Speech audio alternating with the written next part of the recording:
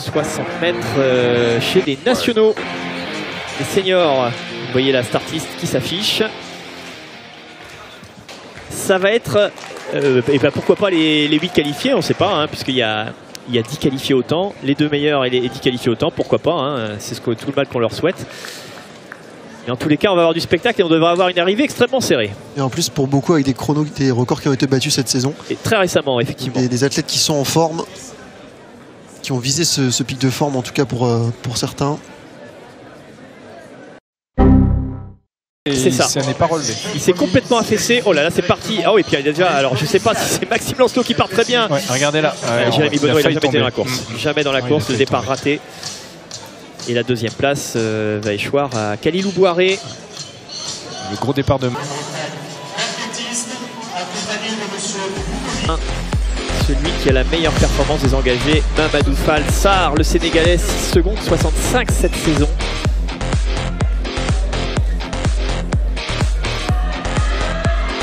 Des différences de gabarit. C'est vrai que le 60 mètres et le sprint en salle, ça laisse un peu plus la place à des gabarits d'avance. Oh là là, ce départ était très étrange. Oh, j'ai vu la même chose. Ouais, Caleb Adonnet. C'est parti avant en fait. Ouais, Caleb Adonnet, alors je sais pas du tout ce qui va être décidé. Alors, a priori, il y a une poussée hein, quand même, donc ça va être difficile à mon avis à défendre. On va voir. Là, ça se conserve. Là, on va à la centrale qui indique les temps de réaction. Quoi. Yann Moisan, là pour le coup, on parle d'un gabarit, c'est 1m60.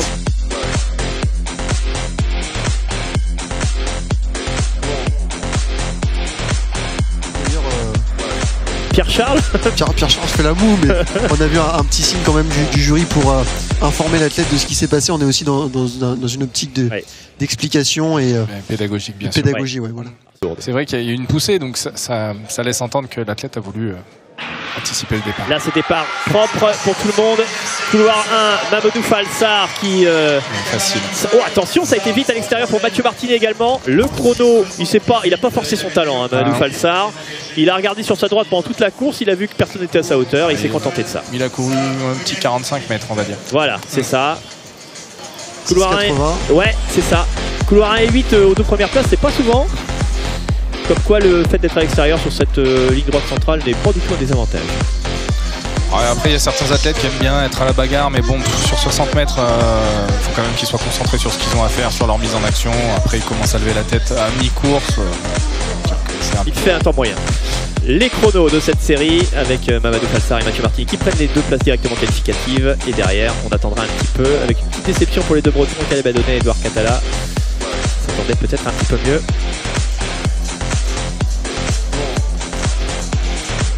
Troisième série, vous voyez les noms des protagonistes de cette troisième et dernière série du 60 mètres senior qui s'affiche.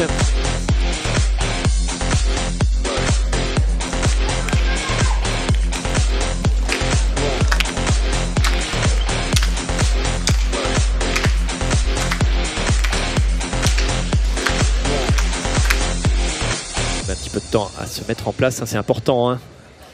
Même si y a un gros filet de rattrapage avec les 10 meilleurs temps qualifiés, on joue gros dès les séries. Un départ propre, Victor Contarret qui se détache légèrement et c'est Victor Contarret qui s'impose. Eh bien, il va pas être mécontent de son chrono. Il est au niveau de son meilleur chrono de la saison, 6,80. Il a déjà réalisé 6,79. C'est un client. Et là, tout le monde est bien parti. On a vu, ils sont partis comme un seul homme. C'est Jean-Claude Poda, DGA Saint-Maur, qui prend la deuxième place directement qualificative. Et on va avoir derrière les chronos qui vont s'afficher. Alors attention, on va attendre d'avoir les 10 noms des qualifiés au temps parce que là ça va être extrêmement serré. Série du 60 mètres, ils arrivent maintenant. Pas encore complet, on voit qu'en troisième position, Réu Luzolo et Clément Zambon ont gagné leur ticket pour la demi-finale. On retourne sur le 60 mètres cette fois-ci, ce sont les seniors pour la première demi-finale. Vous avez la composition de cette première demi-finale sous les yeux. Avec, alors là ça va être une bagarre immense, c'est les mêmes schémas de qualification que chez les espoirs, les 2 premiers plus les 4 premiers temps. Après sur ce qu'on a vu sur la série, effectivement Maxime Lancelot et Victor Contarret devraient être devant, moi je mettrais une pièce.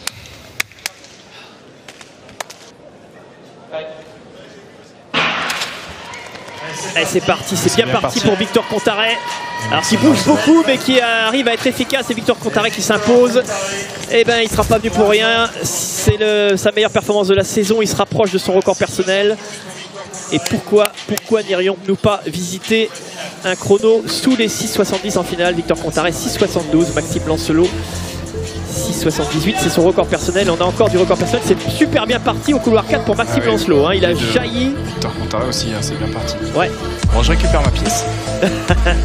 Mais Victor Contarret, c'était. Alors, j'ai trouvé que ça bougeait beaucoup, qu'il y avait la tête qui allait un peu dans tous les sens, mais force est de constater que c'était efficace. C'était vraiment bien parti. Alors, il va falloir vraiment s'arrêter sur le classement. Voilà, on dote. J'avais dit tout le monde dans un dixième. Allez, on a les 6 premiers en 14 centièmes. Ça va nous faire une magnifique finale. Une magnifique finale. On aura tout le monde en dessous de 6,80 et ce sera parfait comme ça. En tous les cas, c'est tout ce que je souhaite. Et en dessous de 6,70 pour la gagne. En dessous de 6,70 pour le vainqueur. C'est aussi ce que je souhaite. Hein. C'est ce qu'on souhaite tous. Allez, retour sur la deuxième demi-finale du 60 mètres. Avec la composition de cette demi-finale sous vos yeux.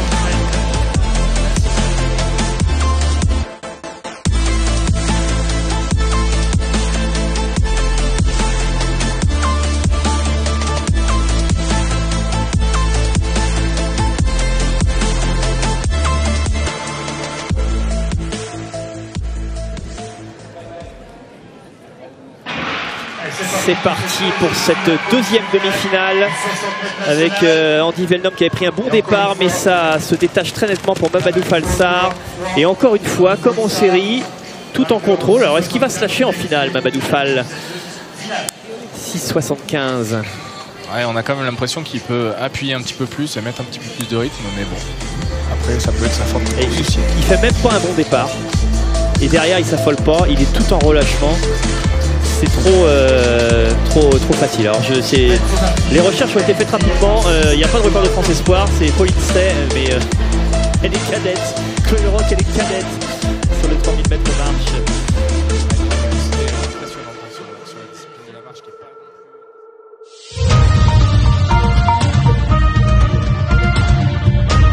Mais avant cela, eh bien retour sur la piste centrale avec toi, Benoît, pour une grande finale dans cette journée d'athlètes. Et oui, après les espoirs, les seniors sur le 60 mètres, la finale. Et ils sont là, vous les apercevez, c'est parti avec au couloir 1, Maktar Marcel Diagne du SATUC Toulouse Athlé. Au couloir 2, Jean-Claude Poda du VGA Saint-Maur. Au couloir 3, pour l'entente Franconville, Sésame Valdoise, Maxime Lancelot. Champion de France Espoir du 200 en 2022. Il était même 3e des championnats de France élite du 200 du côté de Miramas il n'y a pas si longtemps. On a vu Victor Contarret au couloir 4, au couloir 5, Mathieu Martini, c'est à Montreuil 93. Couloir 6, Mamadou Falsar qui nous a pas encore montré ce qu'il avait dans les jambes aujourd'hui. Il a gagné à l'économie la série, la demi-finale. Couloir 7, Andy Velnom, Athletic Club 92. Et enfin, couloir 8, Adama Jamais, le Gambien de l'Athlé 91. Et si on doit mettre une pièce, Pierre-Charles, sur qui tu la mettrais? Alors je pense que Mamadou Sarr a une petite marge pour la victoire de la course, mais que Victor Contarret devrait remporter le titre. Je pense qu'on est un petit peu dans la même configuration. Je pense que c'est celui qui va le plus vite. S'il arrive à régler sa problématique de démarrage, il devrait être devant dès le début. Donc Victor Contarret, couloir 4, Mamadou Falsar, couloir 6. Ouais. Et moi j'aimerais bien un chrono sous les 6,70 quand même, parce que Mamadou Falsar pour l'instant ne nous a pas tout montré. Non, je pense qu'effectivement il a ce qu'il faut pour passer en dessous des 6,70 effectivement.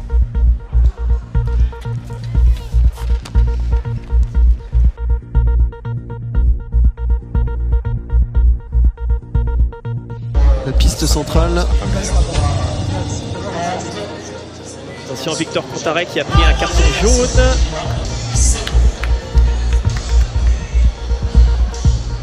Victor Contarret. Ouais. Et Andy Velnom également. Je ne savais pas si ça avait été fait.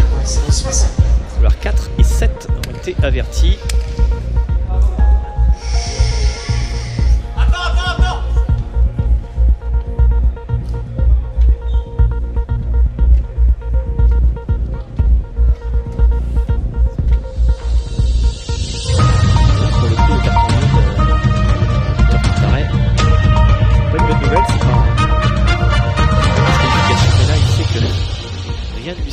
toléré.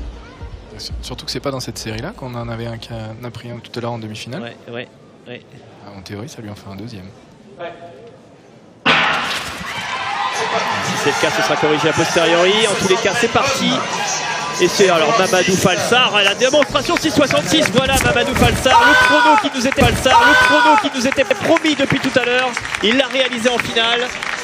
Mamadou Falsar au niveau de son record personnel 6,65. Il fait 6,66 aujourd'hui. On le savait qu'il l'avait dans les jambes, on le savait. Et il est félicité par Marcel Diagne et par Adama Jamais. Il a couru les 60 mètres. Contaré dans le pronostic parfait. Hein. Alors attention, levez le petit doute quand Victor Contaré. Je crois pas que c'était Victor qui avait pris le second jaune tout à l'heure. Victor Contaré, 6,79 qui remporte le titre national. On va voir les résultats qui vont s'afficher. Vous les voyez défiler là sur l'écran, mais les voilà plus proprement ces résultats. Victor Contaré, Marcel Diagne et Mathieu Martini qui va prendre la 3e place sur le podium national. Ouais, à part